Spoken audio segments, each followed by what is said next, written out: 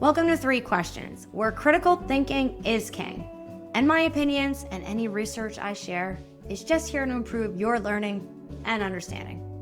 Hey, I'm your host, Meghann, and I'm so honored you clicked on 3 questions today so we can talk about stress. Now, I don't know about you, but little things annoy me. Like, oh, just try this one breathing exercise and your life will be better. Or if you just do X, Y, and Z, it'll fix your life and your sleeping habits. And then it's like the same shit you hear over and over and over again. Yes, we know we should all go to bed the same time every night. Yes, we all know we should not be scrolling on our phones. Yes.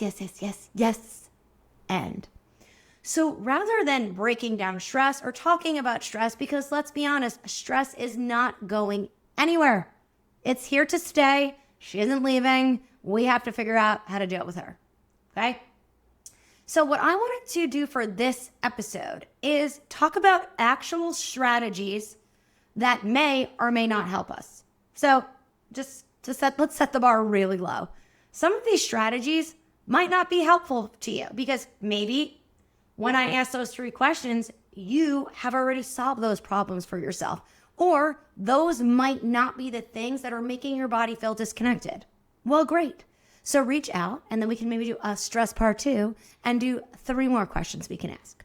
But what I want you to do is maybe listen to this episode.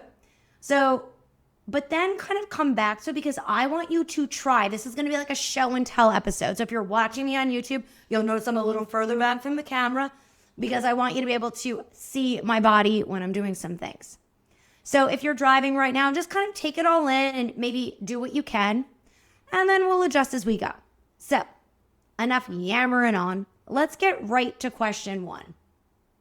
How are your feet responding to the earth, the ground, the floors in your house? Just think on that a minute.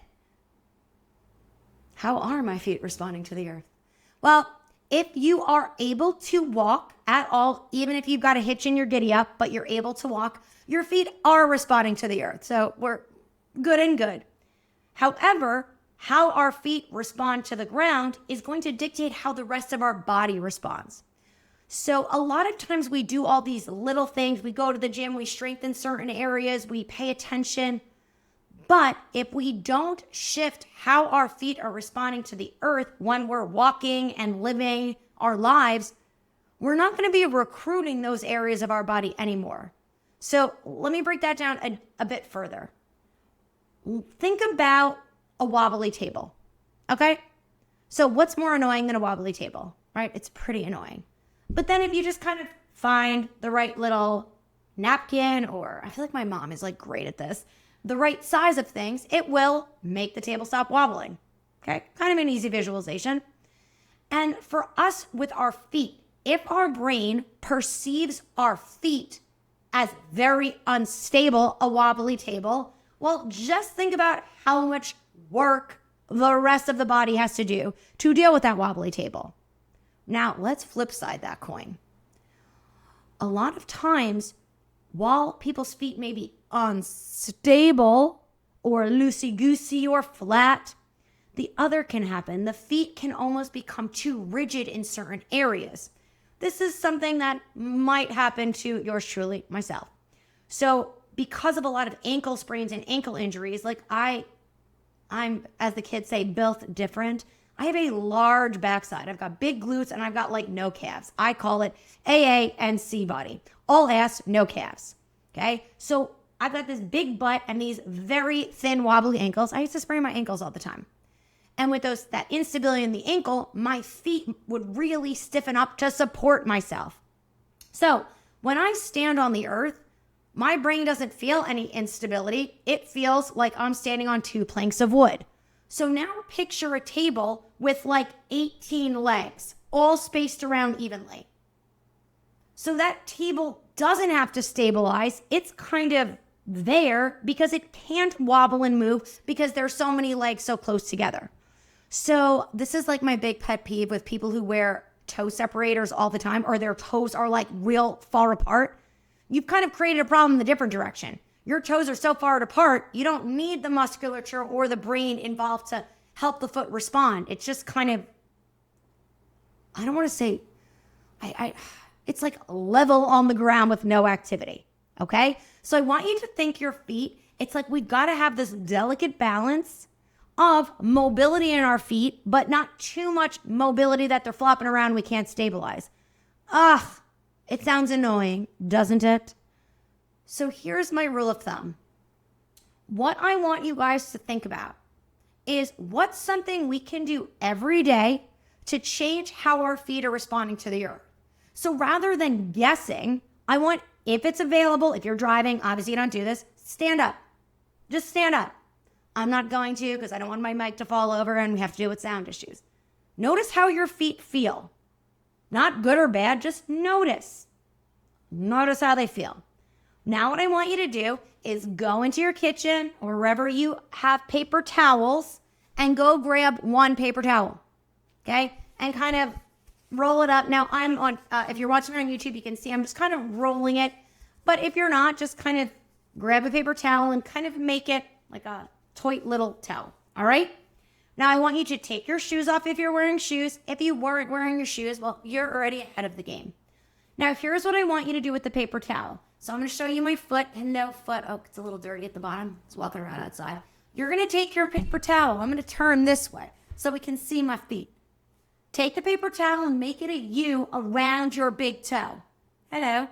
And then you're just going to kind of right back and forth like you're rubbing your toe. Oh my God. Rub your toe like you're rubbing it. And just notice how that feels. Get the inside of the toe, get the outside of the toe. Then go to your second toe. Okay, same thing. Rub either side. And yes, you guessed it. Now go into your third toe. And you know, as the toes get a little closer together, it might feel a little tighter. So you can always pull your other toes away, rub one side then the other. Sometimes when I get to these little guys, I like to go just in between my second and third toe, rub the inside of the third toe, then bring the towel between the third and fourth and do the outside of the toe. Same thing on the fourth toe. Either do the U or rub the inside and the outside. And last but not least, the little pinky, which I can do a U again, right around that pinky. Now, the goal is to kind of glide the skin, take that towel off, and then stand up again, like right now. And just notice how you feel. Take a minute. Does it feel good? Does it feel bad? I'll describe what I feel when I do this. I feel short. Now let me explain. I am short. I am 5'3". I just took my niece to a concert. Oh my God, I sound like an old lady. This young man, his name was Alex Warren. Very impressed. He put on a very good show. I only knew one of his songs, that Ordinary song. But man, he put on such a good concert and it was so cool because I tried to get us pretty close, but I don't like to be on the floor because I'd like to have a chair, okay? So just where we were in the second row, he had like a second stage and he was like right in front of us. I've never been that close. And it was also, it's so much fun. This is probably how parents feel. It was so fun watching my niece just sing and like have a blast. It was amazing. But anyway, back to my point. What was my point? Oh, I don't even remember what my point was. Why I told that story. Well, I'm going to make it a different point. When I was standing in that concert, damn, my feet hurt. Oh, I remember the point. I'm so glad you guys are on this journey with me. And Joe, don't edit that out. This is real life. So why I brought up that story is my 14-year-old niece is taller than me. So I am 5'3". However, when my feet really can't connect to the ground, I tend to almost like extend my spine up and kind of lift myself out of my body. And I don't kind of feel as short as I am. But then when I can really connect to the ground, man, I feel my whole body differently. I feel 5'3". I feel connected to the earth. It feels kind of great. Now, after that whole hullabaloo of a story, hopefully maybe you started doing your other foot if it felt good. And if it didn't feel good, do the other foot anyway. Each foot is different. They're like two different children, okay? So after you do this with your feet, let's just talk about what that was. Now, you might see people rolling out their feet and releasing their feet. That ain't it. Okay, if your feet are tight and you need a lacrosse ball to roll out your foot, we need to think about why we need to do that. And your feet are tight for a reason. That is, your feet are gripping that way to try to stabilize you or connect you to the ground. So yes, it feels amazing to roll out your foot, but it is short-lived and it allows you to overuse that pattern again, okay? So if your feet feel tight, what if you just activated your hips or moved other parts of your body, then see how your feet respond. Now, what we did here, we used kind of a gentle skin glide, and the goal was to change our brain mapping. Let me explain for my non-sciencey people or non-movement people. So in our brain, kind of the joints that are next to each other in our sensory and motor map. So take your hand and move your fourth finger. Notice how the other fingers are moving as well, but you're not meaning to move them, okay? That's kind of brain map smudginess. So when our brain can't really differentiate the sensations between moving the fifth toe or the big toe, or pressure on the fifth toe versus the third toe versus the big toe, that is going to affect how our brain is mapping our foot.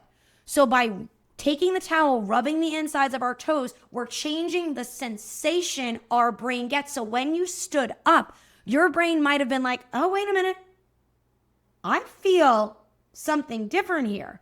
I'm feeling more pressure on my fifth toe. Let's adjust, because it could feel the difference between the fifth toe, the third toe, the fourth toe. Or guys, let's not think of miracles. It might have just differentiated your fifth toe from your big toe. I work with clients and we do all this brain map testing. And when I touch their big toe, they sometimes think it's their third toe. Or they feel it's their big toe when I just touch their big toe. But when I touch their big toe and their third toe, they're like, is that my third toe? The funniest was I actually had a teacher back when I was in Australia. It was 2 weeks ago. And one of the teachers, she cracked me up. She's like, do I have 6 toes? And I was like, well, your brain might think so. And we then adjusted all that. So what if throughout the day, you can do different things to help your brain respond to the ground differently? So what if you don't have a paper towel? Well, you can take your fingers just in between your toes. I'm doing it right now. Okay? You could take off a sock, use your sock. You could, now put your foot on the ground. I want you to lift your heel and roll to just your big toe touching the ground. Okay? Try to lift the others off. Now try to slowly lower your second, third, fourth, fifth, not by moving the toes, but rolling the ankle. So if I'm here, I'm rolling to the big toe and then rolling back. Okay, so if you're looking at my hand on YouTube, if we'd roll to the big toe and then just lower our foot. I want your brain to feel the different sensations when you touch different toes. Now try to roll to just the fifth toe touching the ground. And then roll your ankle back down and say to your brain, okay, I think this is third toe. This could be second, I don't know. And then big toe. Okay? Now, if you're thinking, why is this important, Meg? Well, I don't know. Your foot is the furthest thing away from your brain. And we really want your brain to know everything that's available at your foot so it can respond accordingly. And everybody's at the gym trying to strengthen their hips, make their glutes look better, get a flatter stomach, get more definition in their shoulders. Okay, those bodies aren't necessarily made in the gym. The gym makes them stronger. But if your brain can't differentiate between joints, when you're moving throughout the day, right? If your brain can't differentiate joints, it's just going to move in chunks. So you're not going to get the little different nuances when you're doing the dishes. I tell my clients, pay a little more attention in your workouts. Differentiate your joints a little better so that throughout the day, you're moving your body better, okay? So think, bodies aren't just made in the gym. They're made throughout the day. Stay more active and keep your feet and keep your brain alert to your feet and keep your feet alert to your brain. Okay, so you've got 3 options for your feet. If your feet feel stiff, do a hip exercise without moving your foot. Number 2, take a paper towel, rub in between each toe and on the outside so you're really kind of separating each toe from each other. And last but not least, do some movement where you try to get all the weight on one toe, roll it to the other toe, and help your brain notice the nuance. Personally, I like to do that standing. I like to have one leg straight. I like to bend my other knee and lift the heel. So we're in what's called push off. So your knee's bent, hips flex a little bit, and your heel is lifted. I like to roll to pinky toe and big toe. Then when I find maybe just pinky toe, I bend both knees, do a little squat and try to maintain the pressure at my toes. It totally resets my brain and says to my brain, hey, I want you to work my hips in this foot position. Now in this foot position, now in that foot position. And guys, why is that important? Because every step we take is different. Every single step we take is different. So it's mission critical that your brain can understand the nuance of how your foot touches the ground. If it doesn't, that's what leads to sprained ankles and injuries up the chain. Fix the feet, pay attention, but recognize the feet don't live in isolation. I'm harping on the feet because we don't walk on our hands, okay? But just doing foot exercises is just the start. Number 2, can you move your head without the rest of your body moving? Now, you might be thinking, what the heck does this have to do with stress? So glad you asked, okay? Well, number 1, our head houses our brain. Our head also houses our eyes, our ears, our tongue, our mouth, our nose. Cool. So it's this place where we get a ton of sensory information from our ears, our eyes, taste, smell, movement from the head, from the vestibular system, not just sound. So knowing where our head is in space in relation to our body is critical. Something I see this across the board from people with neurological conditions to professional athletes. A lot of people have trouble knowing where their head is in space. Now, why this is important, if anybody's experienced a hot flash or a panic attack or any stressful situation, breathing can often be helpful, or it can actually make things worse. Has anybody ever had a panic attack or a hot flash and people are like, just breathe, and you're like, oh my God, I'm going to stab you in the eye. Now, if our body is disconnected, if what we call our upper quadrant, kind of like our shoulder girdle, can't reflexively respond, our diaphragm can't move efficiently. So just breathing can be super problematic and actually make you feel more stressed. So if breath work works for you, great. Breath work will work for you even more when we can anchor our head to our upper body and our brain knows where our head is in relation to our feet, circling back to question 1. See how I did that? So how your feet are responding to the earth can help with stress because, guys, stress is going to come up. Stress happens. But if we are disconnected to the earth and disconnected to our body, all that energy inside gets trapped. It can't escape. We can't feel grounded. We can't feel safe. And these exercises aren't going to fix your stress. It's going to help your body able to manage it better. And people who manage a lot of stress, I hear myself saying it and it annoys me. It's like, no, I can handle a lot. And like when you hear yourself sounding it, it's like, okay, who are you trying to convince? Yeah, a lot of us can handle a lot. That doesn't mean our body isn't pissed at us. So we talked about the feet. Now let's talk about things we can do with our head to get us reconnected to our body. So here's what I want you to do. Just put your right hand or put your dominant hand on your chest, like right on your sternum. Just touch it. Now, from here, I'm going to put both feet on the ground. Don't think, just turn your head right to left as much as you can. Kind of go big. And rest. Did you feel your sternum moving? I like to think the sternum is like a rudder of a boat. I think it's spelled R-U-D-D-E-R. I have no idea how it's spelled. But it's that thing that directs a boat. You know what I mean? So again, it might have been moving big or subtle. These aren't bad things, but just notice. Now what I want you to do is put your hand on your sternum. And if it feels crooked already, we'll deal with that later. Just keep it where it is right now. And I want you to turn your head with your eyes closed. Don't do this driving. And focus on the pressure against your hand not changing. And notice if you feel like you're trying to cure cancer here. Now for me, when I turn to my head to the left, it's like easy, like duh. When I turn my head to the right, I'm like, I don't even know whose body this is. Okay? So if you were like, yeah, Meg, that was great, loved it, hold on tight. If you struggled a bit like me, maybe you've had concussions like me, maybe you have some binocular visual issues. So this is going to affect it. So what I want you to do, turn in the direction it felt easy. Now focus on where your sternum is there. Okay? Now when I turn my head to the left, it felt easy. And my sternum actually centered itself. Before it was tilted to the right. Now just keep it there.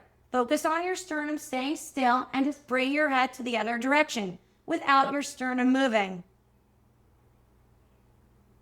And then back to the left, or whichever side you were doing. Does that make you feel more relaxed already? Now, last but not least, I'm going to have you touch your sternum with the heel of your hand and cross like a finger. I have to do thumb to sternum, finger to my left arm. Okay? So turn your head in the direction it feels best. Now notice the distance between your sternum and your arm that you're touching. Don't change the distance there and turn your head. Making adjustments between your sternum and shoulder, not your head. That gave my brain way more information. It almost feels like effortless to do it now. One more.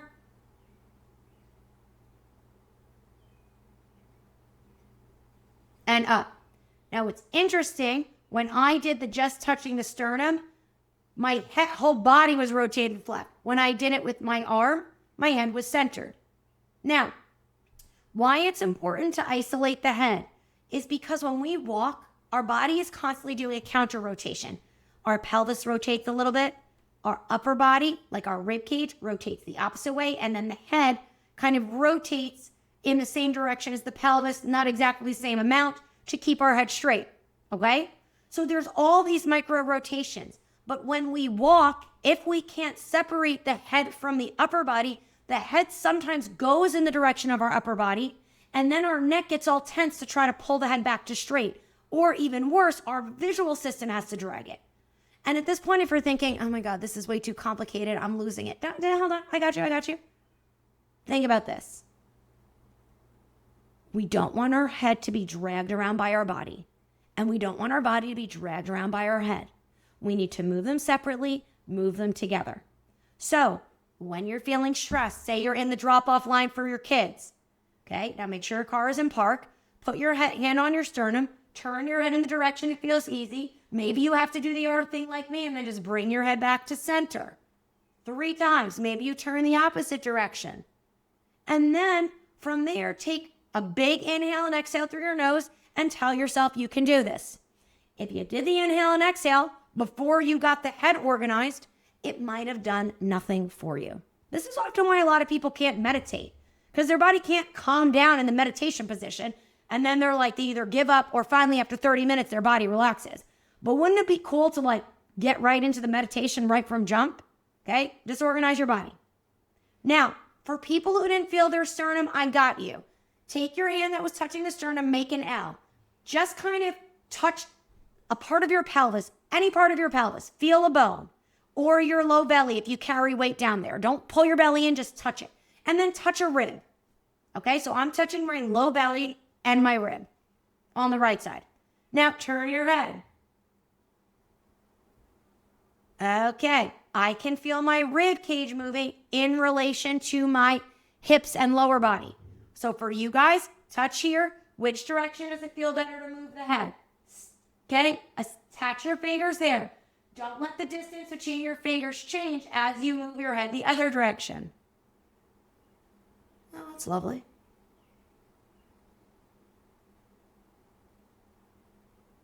Come back to center and rest. So what I wanted to illustrate there is, although your upper body could be moving your head, the problem might not have been in your upper body. For me, it was more hip related and feet related. More on that later. But I could get organized with just touching my shoulder, but the root of the problem was lower at the hip. So here's what I want you to take away from that. If it feels difficult to do these resets, it's probably not the reset your body needs. Okay? These resets should feel like so effortless. You're probably like, why didn't Meghann tell me this sooner? Okay? So to rehash, when we're stressed out, first thing I want you to do is maybe change how your feet are responding to the earth. Okay, didn't work? Change how your head is responding to the earth. How we're going to do that is make sure our brain knows where our head is in space. And we're going to improve our brain mapping by making sure we turn our head without any other part of our body moving. Pure isolation. Now, please note, I am not going to talk about the eyes in this podcast. What is it called? A podcast? So again, if your eyes are the problem, you can either close your eyes or just don't do the head stuff. And last but not least, question 3. Is your neck the sneakiest bitch of them all? Now, we just did head movement, and you're probably like, wasn't that the neck? Yes, but I want to talk about your neck in relation to your jaw and tongue.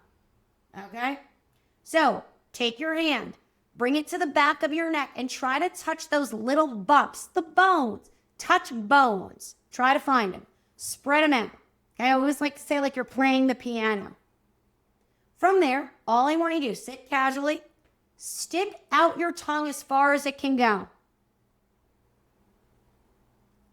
Rest.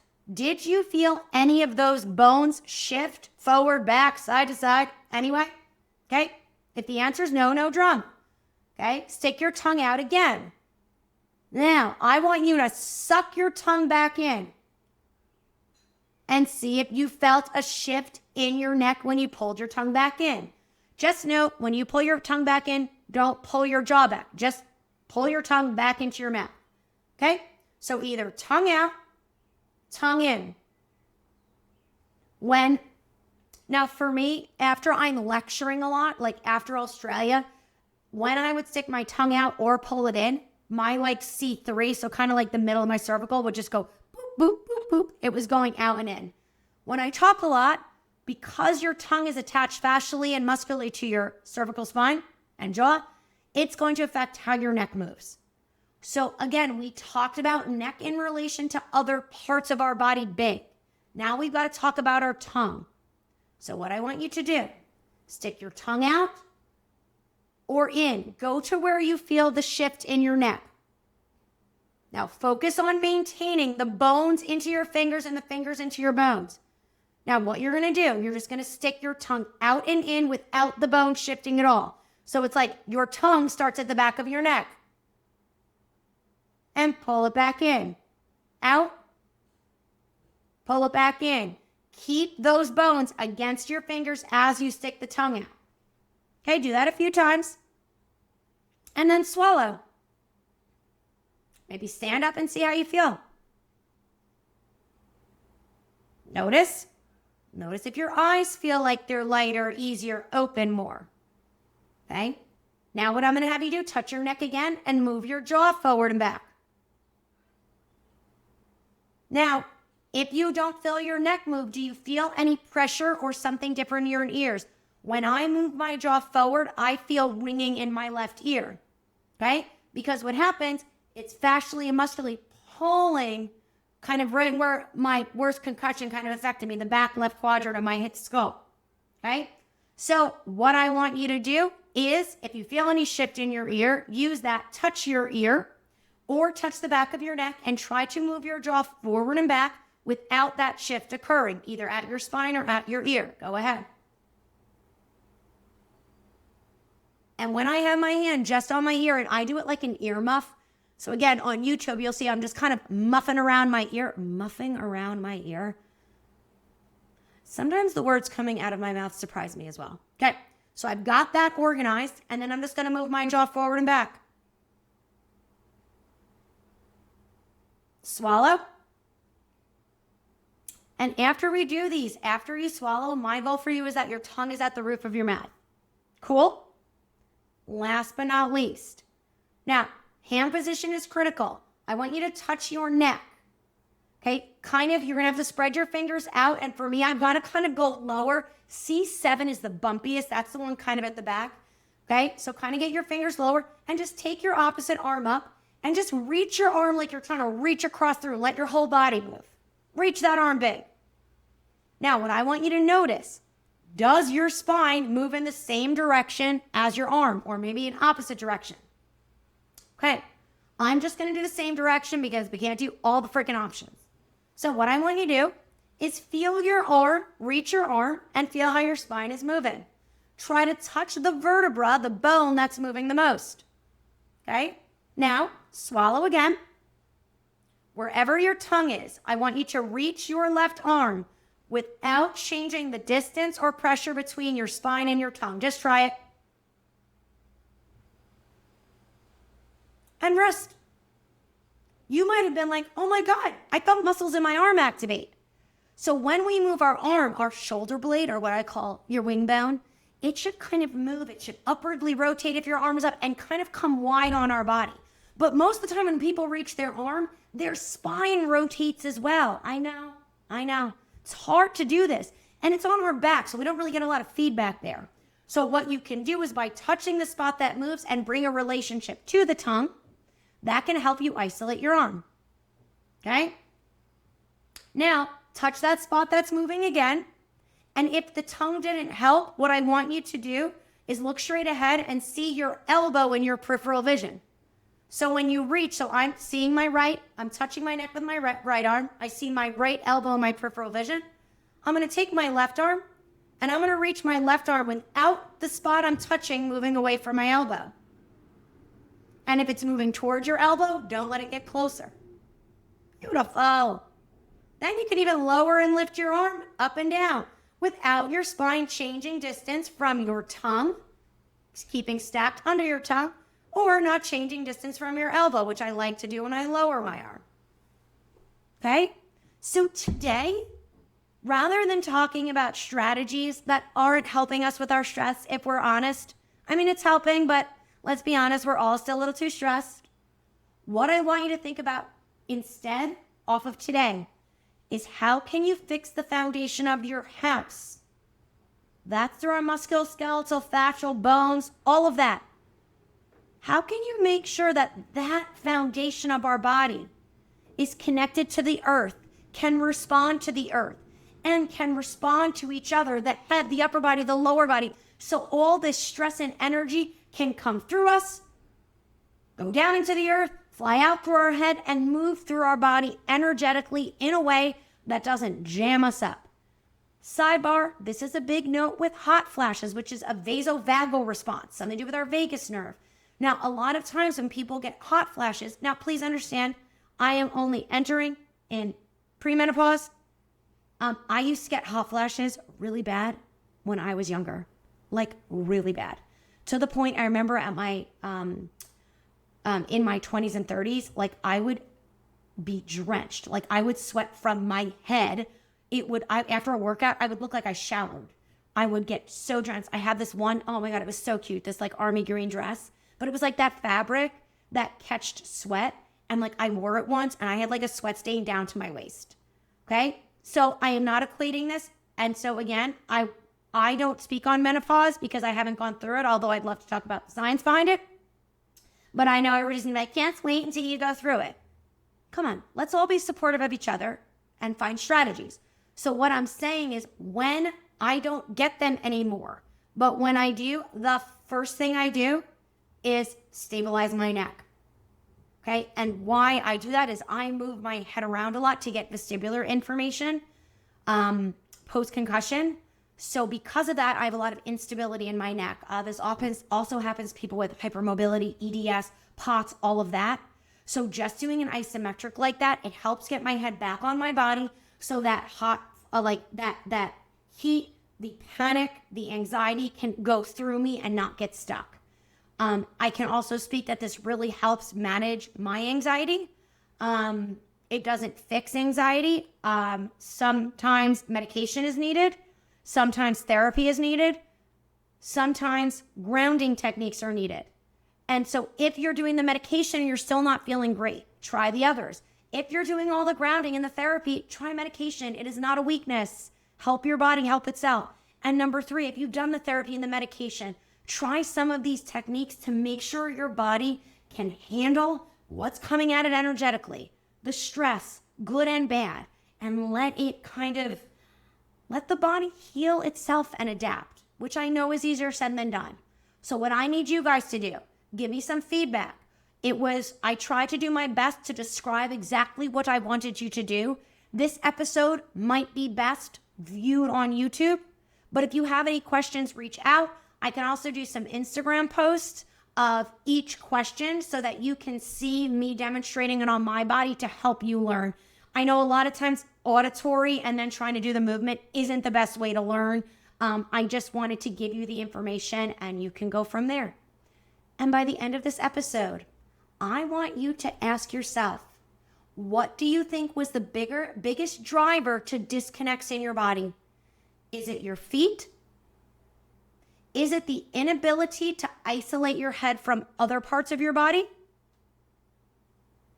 Or could it be that talking, communicating, swallowing is actually disconnecting you?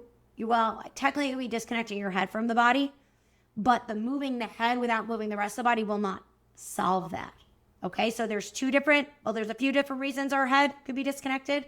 I want you to ask yourself, was it tongue related, or was it brain mapping with the rest of your body or your feet?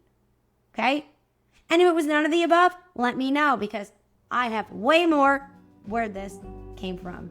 So I hope you enjoyed today's episode. Hopefully you're not more stressed after the episode and now have some tools to manage the stress that we all come in contact with every single day.